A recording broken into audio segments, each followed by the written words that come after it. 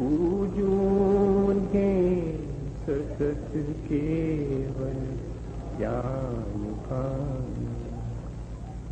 बोले भगवान महावीर स्वामी की, आचार्य कुंद कुंद स्वामी की, आचार्य गुरुवर विद्यासागर मुनि महाराज की।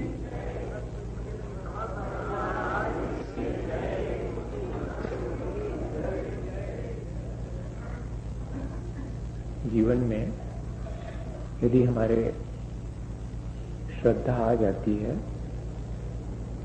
तो हमारी दृष्टि निर्मल होती है और हमारा जीवन भी अच्छा बनने लगता है। ये बात पिछले कई दिनों से अपन निरंतर विचार कर रहे हैं।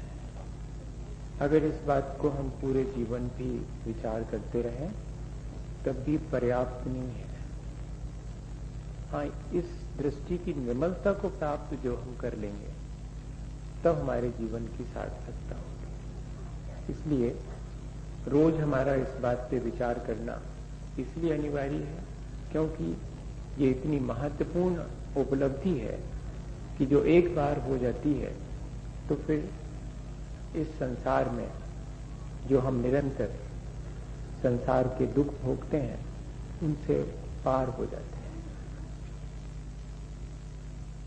आचार्य भगवंतों ने इस दृष्टि की निर्मलता पर, इसकी महिमा पर बहुत प्रकार से हमें संबोधित किया है। सम्यक दर्शन संपन्न मपि मातंग देहजम देवा देवम विदुर्भस्म गूढ़ांगारांत रौजसम स्वापि देवोपि देवस्वा जायते धर्म किल विषाद कापि नाम भवेदन्यात् संपद धर्मात् शरीरी नाम। यदि पाप निरोधो अन्य संपदा किम प्रयोजनम अत पापाश्रवोस्तन्य अन्य संपदा किम प्रयोजनम ना सम्यक तो समम किंचित त्रैकाल्ये त्रिजगत्यपि श्रेयो श्रेयस्य मिथ्यात्व समम नान्यतनुभृता। ऐसे बहुत सारे श्लोकों में स्वयं आचार्य समंतभद्र स्वामी इस सम्यक दर्शन की महिमा के बारे में हमें बताते हैं। महिमा बताना हमारे भीतर लालच पैदा करना नहीं है। महिमा बताना हमारे भीतर वास्तविकता का एहसास कराने का उद्देश्य है वहां पर। और एक बार यदि हमें ये बात अपने मन में, अपने श्रद्धान में आ जावे और हमारा पुरुषार्थ अगर इस दिशा में जागृत हो जाए तो फिर कोई वजह नहीं है कि हम अपने जीवन को अच्छा ना बना पाए। हमारे अपने जीवन में संस्कारवश हमसे बहुत सारी भूलें होती हैं। उन भूलों को निकालने के लिए और जो प्राप्त करने योग्य वस्तु है उसके प्राप्त करने के लिए हमें निरंतर उपाय करते रहना चाहिए। एक मातंग की देह में रह करके भी कोई यदि दृष्टि की निर्मलता से युक्त है तो मानिएगा कि देवा विदु, देवता भी उसका सम्मान करते हैं। इससे ज्यादा क्या महत्वपूर्ण बात हो सकती है। गूढ़ांगारांत रौजसम, जैसे कि अग्नि में दबी हुई राख के नीचे जो अग्नि है वो अग्नि ही है, भले ही दिखाई नहीं पड़ती है पर उसकी उष्णता, उसका तेज वो राख से ढके होने पर भी विलुप्त नहीं होता। ऐसे ही कोई मातंग की, चांडाल की देह में भी दृष्टि की निर्मलता को प्राप्त कर ले तो उसका वो तेज, उसकी वो चेतना की निर्मलता वो सम्माननीय हो जाती है।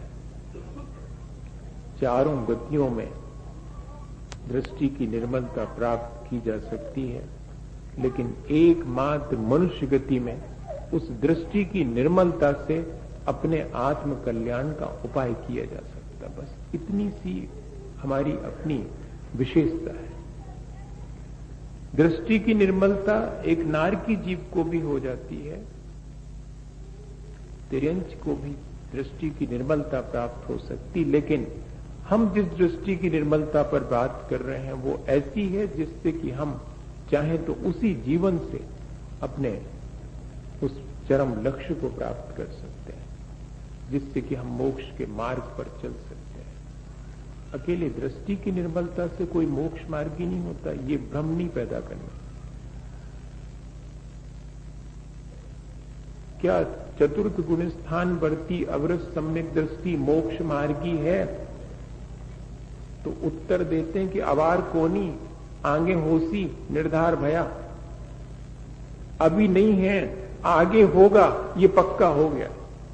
जब वो चारित्र अंगीकार कर लेगा तब मोक्ष मार्गी कहलाएगा। अभी तो दृष्टि की निर्मलता, उसकी ही महिमा जब हम गाएं तो ये ध्यान रखें कि उसकी महिमा गाने के पीछे उद्देश्य क्या है। उस सम्यक दर्शन की महिमा है जो कि चारित्र से समन्वित है, क्योंकि साक्षात मुक्ति का कारण वही बनता है। वैसे तो चारों गतियों में सम्यक दर्शन है। और कैसा है वो सम्यक दर्शन जिसके प्राप्त होने पर हमारी दृष्टि बदल जाती है। जैसे कि घर में जिन्हें सरसों का दाना चुभता था, जिन्हें सूरज की रोशनी चुभती थी, दीपक का प्रकाश चुभता था, जब उनकी दृष्टि बदल गई तब कैसे खिड़की के रास्ते से रस्सी बांध करके नीचे उतरे और कैसे पांव पैदल ऊबड़ खाबड़ जंगल के रास्ते में जाकर श्री गुरु के चरणों में जैनेश्वरी दीक्षा अंगीकार करके तपस्या में लीन हो गए, और कैसे शालिनी अपने बच्चों के साथ उनके पैरों का भक्षण करती रही और 3 दिन तक, इससे पहले कि देह गिरे उसके पहले उनकी चेतना केवल ज्ञान से संपन्न हो गई। ये क्या चीज है? बहुत पढ़ते हैं अपन इस उदाहरण को। सुकमाल मुनि महाराज सुकमाल थे जब तक कि वह जो चेतना है, वह जो आत्म रुचि है, वो जागृत नहीं हुई थी, वरना वज्र वृषभ नाराज सहनन था उनके। लेकिन जब तक आत्म जागृति नहीं हो, जब तक ये आत्मविश्वास जागृत नहीं हो कि मैं अपने जीवन को बहुत ऊंचा उठा सकता हूं, तब तो पूरा जीवन आलस में ही व्यतीत हो जाता है। और दृष्टि बदली तो ऊंचाई को छू गए। और अपने जीवन में भी यही है। हम सब उस अपने दृष्टि की निर्मलता के नहीं होने से ही संसार में भटकते हैं। हम जिस दिन चाहें अपनी आंख खोल लें, श्रद्धा की आंख खोल लें और फिर देखें कि संसार बाहर होते हुए भी हमारे अंदर नहीं है, हम उससे ऊपर उठ सकते हैं। स्वापि देवोपि देवस्वा जायते धर्म किल विषय। यदि हमारे जीवन में वह दृष्टि की निर्मलता है तो स्वापि देवोपि, एक कुत्ता भी जीवंदर कुमार से पंच परमेष्ठी वाचक नमोकार मंत्र सुनने अकेले से नहीं हुआ था। ये ध्यान रखना।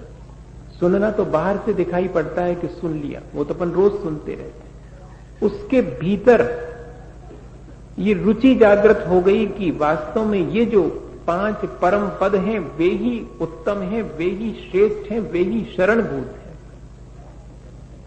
ये चीज उसके जीवन में, ये जो श्रद्धान उसके जीवन में है, वो उसको देवायु के बंध का कारण बन गया। सम्यक त्वम चा, सूत्र जी का सूत्र है कि सम्यक दर्शन वैमानिक देवों की आयु का कारण बन जाता है। सम्यक दर्शन से कर्म नहीं बनते, नहीं तो आप फिर बाद में क्वेश्चन आंसर में पूछो, यही क्लियर कर देता हूं। सम्यक दर्शन से नहीं, सम्यक दर्शन के साथ जो कषायों की मंदता है उसके द्वारा, नहीं तो करनाने योग की पद्धति में आप मुश्किल में डाल दो। उसने वो देव पर्याय प्राप्त कैसे की, महत्वपूर्ण ये है कि उसके अपने श्रद्धान से प्राप्त हुई। हमें भी बहुत सारे दृष्टि की निर्मलता के बाह्य साधन मिले हैं, हम चाहें तो उन बाह्य साधनों के द्वारा अपनी दृष्टि को निर्मल कर सकते हैं। सिर्फ तत्व का अभ्यास करने से दृष्टि निर्मल होती हो ऐसा ही नहीं है। आज्ञा सम्यक दर्शन वो कहलाता है जिसमें कि तत्व का स्वरूप क्या है, मैं अल्पज्ञ हूं, मुझे नहीं मालूम, लेकिन जैसा तत्व का स्वरूप भगवान जिनेंद्र ने कहा है वैसा ही है, ऐसा मुझे श्रद्धान है। हो गया सम्यक दर्शन, अंगूठा छाप को हो गया। आप बैठे रहो, पढ़ते लिखते रहो। हाँ, ये कह रहे हैं पढ़ने लिखने को मना नहीं कर रहे हैं। हाँ, नहीं तो आप ये समझो कि पढ़ने लिखने को मना कर रहे हैं। नहीं, उसकी महत्ता बता रहे हैं कि अगर चाहें तो इतना सहज है और चाहें तो दुर्लभता यह है कि जिंदगी निकल जाए और प्राप्त ना हो। तत्व का स्वरूप कैसा है अपने ज्ञान की अल्पता के कारण वो मेरी बुद्धि में आता नहीं है, लेकिन ये मेरे श्रद्धान में बात आ गई है कि जैसा स्वरूप कहा है ठू वैसा ही है, न अन्यत न च अन्न था, न कोई अन्न है न अन्य प्रकार से है, जैसा कहा है वैसा ही, एज इट इज। ये चीज जो है दृष्टि की निर्मलता प्राप्त कराने में कारण बन जाती। इतना ही नहीं, मोक्ष मार्ग और मोक्ष मार्गी को देख करके और दृष्टि की निर्मलता प्राप्त हो जाती है। गाय रास्ते में खड़ी हुई है, अपने भोजन की तलाश में है, और अचानक मोक्ष मार्ग पर चलने वाले निर्ग्रंथ और वीतराग मुद्रा को धारण करने वाले मुनि महाराज सामने से निकलते हैं, और उसके मन में अगर ये बात आ जावे कि मार्ग तो यही सच्चा है वीतरागता का, हो गया उसका काम। आप उसको भगाओ, मारो, अलग करो, कर सकते हैं आप, लेकिन इतने मात्र से हो जाता है, दृष्टि इतने मात्र से निर्मल हो जाती मोक्ष मार्गी को देख करके। कहते हैं कि तीर्थंकर इत्यादि जो शलाका पुरुष हैं, महापुरुष हैं, उनके चरित्र को सुन करके और दृष्टि निर्मल हो सकती है। लेकिन आज तो पुराण को पढ़ने की परंपरा ही खत्म हो गई। कौन पढ़े, यहां वहां की किस्सा कहानी लिखी हुई है, उसमें तो हे भैया किस्सा कहानी ये काल्पनिक नहीं लिखी, उसमें तो जो महापुरुषों के जीवन में घटित हुआ है, जो हमारे जीवन को प्रेरणा देता है, वो लिखा है। उपदेश के मायने आप कभी पढ़िएगा, सहसा तो विश्वास नहीं करेंगे, मैं जानता हूं, क्योंकि मुझे ही नहीं होता था सहसा विश्वास, बहुत दुर्लभ है। पर लिखा यही है कि उपदेश वास्तव में वो है जिसमें तीर्थंकरों का चरित्र चित्रण किया जाए, वो उपदेश है जो कि प्राणी मात्र के कल्याण में कारण बनता है। इसलिए आचार्य गुणभद्र स्वामी ने आत्मानुशासन में लिखा कि उपदेश सम्यक दर्शन भी प्राप्त हो सकता है मात्र, और उपदेश कौन सा, कहते तीर्थंकरों का चरित्र चित्रण करने से, क्योंकि क्षण भर पहले वे अपार वैभव से घिरे थे और अगले क्षण मोक्ष मार्ग पर आरूढ़ होकर के कैवल्य को उपलब्ध हो गए। चकित रह जाते हैं कि ये इतना संसार में घिरा हुआ व्यक्ति और क्षण भर में छोड़ करके और जा सकता है, विरक्त हो सकता है, तो मन वैराग्य से भर जाता है, मन उस मोक्ष मार्ग के प्रति श्रद्धान से भर जाता है। इसलिए उपदेश भी सम्यक दर्शन में निमित्त कारण बन सकता है। आचारांग इत्यादि जो चरणानि योग के ग्रंथ हैं, जिनमें की उत्कृष्ट चारित्र की चर्चा सुनी जाती है, उन आचारांग सूत्रों को सुनने मात्र से उस चारित्र के प्रति श्रद्धान हो जाता कि अद्भुत है, ऐसा इंद्रिय विजय, ऐसा महाव्रतों को धारण करना, ऐसा समितियों को पालन करना, ऐसा आज 13 प्रकार के चारित्र का वर्णन करने वाले सूत्रों को सुनने मात्र से और सम्यक दर्शन की दृष्टि की निर्मलता की प्राप्ति हो जाए, ऐसी महिमा है। और इतना ही नहीं, जीवादि पदार्थों का स्वरूप आसान नहीं है समझ पाना, दुर्लभ है, लेकिन किसी एक अक्षर, एक बीजाक्षर के माध्यम से और ज्ञान प्राप्त हो गया। तुस्मास घोतम घोषंतो भी शिवभूति नामा मुनि मोक्षं गता। आचार्य कुंद कुंद स्वामी अष्टपाहुड़ में ये बात कह रहे हैं। तुस्मास घोषंतो भी, जिनके गुरु ने उन्हें पंच परमेष्ठी वाचक नमोकार मंत्र दिया था कि ये पढ़ा करे, ज्यादा ज्ञान नहीं था इसलिए नमोकार ही पढ़ा करे। नमोकार में पूरा द्वादशांग है, कभी इस पर चर्चा करेंगे, घंटे पर भी लग सकता है। अगर कभी अपन देखें कि सिर्फ नमोकार, अपन तो कहते अपन को इसने कहो नमोकार पढ़ो करे, वो तो पढ़ता ही है महाराज, और कछु बताओ, और कछु और कहां से ले आए, वो ये सब उसमें नमोकार में द्वादशांग है। वो नमोकार उनके गुरु ने दे दिया मुनि बनने के बाद उनको, इसी को पढ़ा करे। तुम्हारा शयोपसम कम है पर यही पर वो भूल गए, नमोकार मंत्र भूल गए। अब गुरु जी मुश्किल में कि इनको क्या दिया जाए, छोटा सा संक्षेप में किसी मारूसा मातूसा, राग ने करो द्वेष ने करो, यही मंत्र की माला फेरो। हाँ, क्योंकि राग द्वेष घटावने के श्रद्धान का नाम ही सम्यक दर्शन है। राग द्वेष घटावने के ज्ञान का ही नाम सम्यक ज्ञान है और राग द्वेष घटावने की क्रिया का नाम ही सम्यक चारित्र है, और कोई बात नहीं। बड़ा स्पष्ट लिखा हुआ है। तो कहते कि राग द्वेष न करो, यही बात पढ़ो।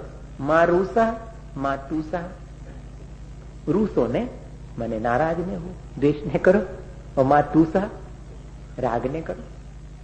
अब उनकी अल्पज्ञता देखो कि ये भी भूल गए और उसी स्टाइल में। और दूसरी बात याद रह गई कि तुस्मास भिन्नम, मारूसा मातूसा भूलकर तुस्मास भिन्नम घोषंतो, उसी को पढ़ते रहते कि गुरुजी ने यही बताया था। बुद्धि में कुछ नहीं आ रहा था, अल्पज्ञ थे। लेकिन एक दिन जाते समय अपने घर के बाहर चबूतरे पर एक अम्मा दाल बीन रही थी। कौन सी? उड़द की दाल को मराठी में मांस कहते हैं और उसके भूसे को तुस कहते हैं। बस उतना सा देख करके उनके मन में तुरंत ये बात आई कि अरे मेरे गुरुजी ये कहना चाह रहे थे कि जैसे दाल से छिलका अलग है, ऐसे ही इस आत्मा से देह अलग है। भेद विज्ञान हो गया और अगले क्षण जो है, मुनि तो थे ही, बीज बुद्धि नाम की रिद्धि उत्पन्न हो गई। 18 रिद्धियों में से 6ठे 7वें गुण स्थान से नीचे नहीं हो सकती, 64 रिद्धियों में से एक भी रिद्धि नहीं हो सकती। तो रिद्धि प्राप्त होने के बाद और कहते हैं पूरे बीज बुद्धि रिद्धि होने से पूरे द्वादशांक का ज्ञान हो गया, शुक्ल ध्यान हो गया और अगले अंतर मुहूर्त में मोक्ष हो गया। आप उनके बारे में विचार करते रहो कि कितने बुद्धू है, काय को बन गए मुनि महाराज हैं। इनको कछु नहीं होने, आज जात है नहीं है, कछु ज्ञान है नहीं है। हे भैया, दृष्टि की निर्मलता महत्वपूर्ण है या कि 4 अक्षर महत्वपूर्ण है? 4 अक्षर का ज्ञान महत्वपूर्ण तब होता है जबकि वे 4 अक्षर का ज्ञान हमारी दृष्टि को निर्मल बना देवे, हमें आत्मा की रुचि उत्पन्न हो जावे, तो वो महत्वपूर्ण हो जाते हैं। वरना क्या महत्वपूर्ण? फिर कह रहे कि किसी को जीवादी पदार्थों का जरा सा इशारा करने पर कि ये 7 तत्व हैं, ये 9 पदार्थ हैं, ये 50 निकाय हैं, ये 6 द्रव्य हैं, जरा सा इशारा करने पर भी, ज्यादा डिटेल भी नहीं किया है, संक्षेप में बता देने मात्र से भी दृष्टि निर्मल हो जाती है। और कोई कोई जो है इन तत्वों का विस्तार से जब स्वरूप सुनते हैं तब उनके लिए दृष्टि की निर्मलता होती है। सब संक्षेप और विस्तार सम्यक दर्शन के भेद हैं। फिर जो जीवादी पदार्थ है उनका ज्ञान तो नहीं है, लेकिन अंतरंग में भाव भासना हो जाती है। अल्प ज्ञान होने के वजह से तत्व का स्वरूप पूछा जाए तो 7 तत्वों के नाम नहीं मालूम और 7 तत्वों का क्या स्वरूप है ये भी नहीं मालूम, लेकिन जैसे हैं वैसा अंतरंग में प्रतिभाषित हो जाता है। ऐसा भी हो सकता है। और वहां कहां फुर्सत धरी उस गाय के लिए कि भाई स्कूल में अपना नाम लिखवावे और अनार को सीखे। अब उसको कहां है इतनी? कौन उन्होंने अपनी गाय का नाम लिखवाया स्कूल में? पहली दूसरी में कहीं लिखवाया होता है? नहीं, कहीं नहीं पढ़ती वो कहीं पर भी, लेकिन भीतर में उसके ये श्रद्धान हो सकता है जीव का क्या स्वरूप है, अजीब का क्या स्वरूप है। आश्रय और बंध मेरे लिए संसार बढ़ाने वाले इसलिए हे हैं, संवर और निर्जरा मेरे लिए उपादेय है। मोक्ष तो मेरे परम उपादेय है ही। ऐसा उसके भीतर भाव भासना हो सकती है। ऐसा ये अर्थ सम्यक दर्शन कहलाता है कि शब्द पर नहीं अटके, शब्द के अर्थ और उसके भाव पर हम पहुंच गए। और एक अवगाढ़ सम्यक दर्शन और एक परमावगाढ़ सम्यक दर्शन, द्वादशांग का प्ररूपण सुन करके जो अत्यंत सुदृढ़ श्रद्धान होता है वो अवगाढ़ सम्यक दर्शन है। और केवल ज्ञान उत्पन्न होने के बाद जो सकल चराचर पदार्थ प्रतिभाषित होने लगते हैं, तब वो जो दृष्टि की निर्मलता है वो तो परमावगाढ़ है। ऐसे 10 प्रकार के बाह्य निमित्त जो कि दृष्टि की निर्मलता के लिए कारण बनते हैं, आचार्य भगवंतों ने हमें दिए हैं।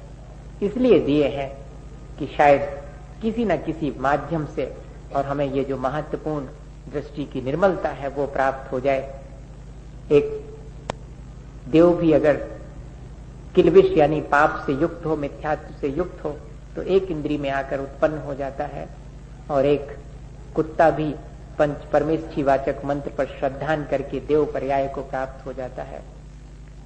न सम्यक सोम किंचित त्रयी काले त्रिजगत्यपि। इसलिए श्रेयो अर्थात मेरे लिए कल्याणकारी इस तीनों लोकों और तीनों कालों में सम्यक दर्शन या दृष्टि की निर्मलता से अधिक कोई नहीं है। न मिथ्यात् सोम किंचित अश्रेयो, और मेरे लिए अकल्याण करने वाला है मेरा अपना मिथ्या विचार, मेरा अपना गलत सोच, मेरी अपनी दृष्टि की मलिनता। वस्तु के वास्तविक स्वरूप से मैं बेभान हूं, उसका मुझे विचार ही नहीं है। सब जानता हूं लेकिन अपने से बेखबर हूं। ये जो बेखबरी है वो मेरे लिए सबसे ज्यादा घातक है। अपने ही आत्म स्वरूप को हम जाने तब हमारी दृष्टि निर्मल हो जाती है। या दृष्टि निर्मल हो जावे तो आत्म स्वरूप अपने आप प्रतिभासित होने लगता है। और उसके लिए ये सारा पुरुषार्थ है, उसके लिए सारा प्रयत्न है। एक व्यक्ति रास्ते से चले जाता था और टकराया। वो टकराने से सब हाथ पैर टूट फूट गए, हॉस्पिटलाइज कर दिया गया। अब क्या करे, वो जिंदा है बस ये कह लीजिएगा, बाकी सब में तो पट्टियां बंध गई। सिर्फ आंख से छोड़ करके नाक से नली डली हुई है सांस लेने के लिए। अब उसका मित्र मिलने आता उससे, और वो अब क्या पूछे। तो इतना ही उसने अपनी संवेदना व्यक्त करने के लिए उससे कहा कि क्यों मित्र, दर्द तो बहुत होता होगा, पीड़ा तो बहुत होती होगी। तो मालूम वो क्या जवाब देता है? कहते हाँ, जब कभी मैं मुस्कुराता हूं तो थोड़ा दर्द होता है, वैसे तो कोई। अरे अजीब आदमी है, इतनी पीड़ा और इसने सब टूट फूट गया, इसके बाद भी ऐसा कह रहा है कि जब मैं मुस्कुराता हूं तब थोड़ी तकलीफ होती। तो उसने कहा कि तुम ऐसी स्थिति में मुस्कुरा भी लेते हो? उसने मालूम क्या जवाब दिया कि अभी ना मुस्कुराऊं तो जीवन भर का मेरा हंसना व्यर्थ हो गया। अब है वास्तव में मुझे हंसने का समय, अब है। तो उसने कहा पहेली बुझा रहे हो, सही बताओ क्या तुम अपने मन में सोच रहे हो? उसने कहा जीवन मेरा पूरा बीत गया, मैं तो ये सोचता था कि इसके टूट फूट जाने से मैं ही टूट फूट जाऊंगा। अब मैं देख रहा हूं कि ये तो सब पूरी टूट फूट गई, लेकिन मैं फिर भी ज्यों कहते हूं ठीक हूं। बताओ मैं कहीं बिगड़ा? मेरे अंदर कोई टूट फूट नहीं हुई, ये पूरा टूट फूट गया है, मैं इससे अलग हूं। अब ये मुझे समझ में आया, ये बात तो हंसने की है, ये बात तो प्रसन्न होने की है, आनंदित होने की है कि मैं तो कौन से भ्रम में था। इतने मात्र से किसी व्यक्ति को दृष्टि की निर्मलता प्राप्त हो सकती भैया, और वरना पूरी जिंदगी भी हम और विभिन्न प्रकार से और उपाय करते रहें, खूब शास्त्र सिर पे ही रख के घूमते रहें। हाँ नहीं, वैसे कह दिया मतलब, नहीं तो घूमने लगो आप। वैसे आप सिर पे तो कोई नहीं रखता, बाजू में जरूर रखते हैं, या अटैची में उसी में टूथपेस्ट टूथब्रश रखा रहता है उसी में, और भगवान की किताब भी रखी रहती है उसी में। ऐसा जरूर करते हैं, या कि बाजू में दबा करके चले जाते हैं। उससे भी नहीं होने वाला। इस बुद्धि में भी बहुत सारी बातें रखे रहने से नहीं होगा। वो तो जीवन में जब घटित हो जाएंगी तब होगा। हम इंतजार करें इस चीज का, अभ्यास बाहर से करें, लेकिन हम सिर्फ इसका इंतजार करें कि कब मेरे जीवन में ये सारी चीजें घटित हों, कब मुझे जीवन में यह अवसर मिले जब जो जो मैंने पढ़ा है, समझा है, सुना है, वो सब मेरे जीवन का अंग बन जाए। ये अगर हमारे भीतर भाव उत्पन्न हो तो वही भाव हमारे जीवन को ऊंचा उठाने में कारण बनेगा। जिंदगी भर करते क्या आए हैं अपन, इस दृष्टि की निर्मलता से चूकते आए हैं। कितने कितने बार तो कैसे अच्छे अच्छे निमित्त मिले, लेकिन हमारे उपादान में जागृति नहीं आ पाई। भैया वैसे भी अपन एक ऐसे काल में बैठे हैं जबकि खोटे निमित्त जल्दी मिलते हैं, अच्छे निमित्त मिलना बहुत कठिन होता है। हमें ये पुरुषार्थ इतना तो कर ही लेना चाहिए कि होगा जब होगा, दृष्टि की निर्मलता हमें जब प्राप्त होगी होगी, लेकिन हम अपना पुरुषार्थ तो कम ना करें। जो हमें दृष्टि की निर्मलता के निमित्त मिले हैं, चाहे शास्त्र स्वाध्याय हो, चाहे भगवान जिनेंद्र की पूजा अर्चना हो, चाहे मुनि जनों का की सेवा और उनका सानिध्य हो, जैसे भी बने हमें इस दृष्टि की निर्मलता को प्राप्त कर लेना चाहिए। ये जो आध्यात्मिक अंधापन है, इसमें ही क्या पूरी जिंदगी निकल जाएगी। वैसे तो हम आंखों से बहुत अच्छे हैं, हमें रोशनी है, लेकिन मैं कह रहा हूं कि वो जो मुझे अपने ही बारे में बेखबरी है, वो है मेरा आध्यात्मिक अंधापन। अगर किसी से कह दो कि आप अंधे हैं तो बुरा लग जाएगा, लेकिन अपन कहो ना अपने आप से कि सचमुच मैं अपने आत्मा के बारे में तो अंधा ही हूं, मैं अपने आत्मा के बारे में निरक्षर हूं। भले ही मैं कितने ही अक्षर ज्ञान से संपन्न हूं, लेकिन मुझे आत्मज्ञान तो है ही नहीं, मैं तो निरक्षर हूं। मुझे अभी दृष्टि की निर्मलता ही प्राप्त नहीं हुई है, तो मैं तो अंधा ही हूं अभी। वो प्राप्त करने की लगन होनी चाहिए। एक बेटा 12 वर्ष में विद्या अध्ययन करके वापस लौटा, उसकी आंखों की रोशनी नहीं थी, तो अपने माता पिता से आकर के उसने पूछा कि पिता, क्या आपके भी आंखों की रोशनी नहीं है क्या?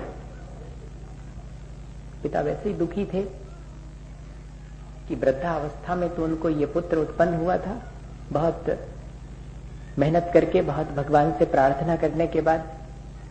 हाँ, ऐसा कहानी में है, अपन ये मान के चले, नहीं तो आप कल के दिन भगवान से प्रार्थना करने लगे कि उनसे मिल जाता है। उनको फुर्सत नहीं, वो वहां बैठे हुए हैं आराम से अपने आप में आत्मस्थ, उनको सुनने की आवाज भी नहीं पहुंचती वहां पर। उन्होंने सब मोबाइल सब वहीं, कनेक्शन ही नहीं लिया उन्होंने वहां तक कोई नहीं तो बहुत परेशान हो जाते अपन, तो फट से कहते ये हमारा काम कर दो आप, हैं?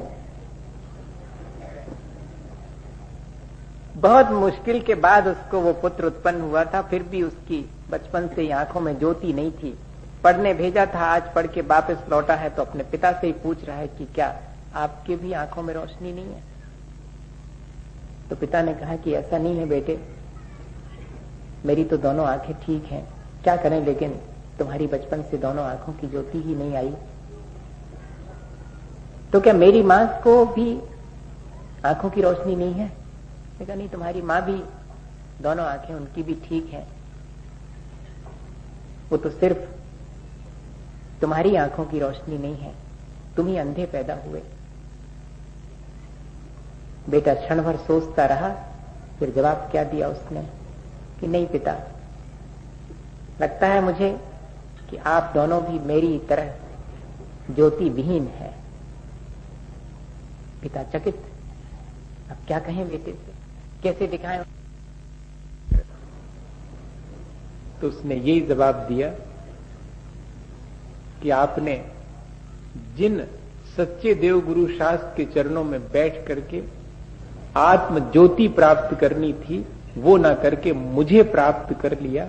यही तो आपका अंधापन है। आपने मांगा भी तो क्या मांगा, अपने आत्म कल्याण को मांग लिया होता।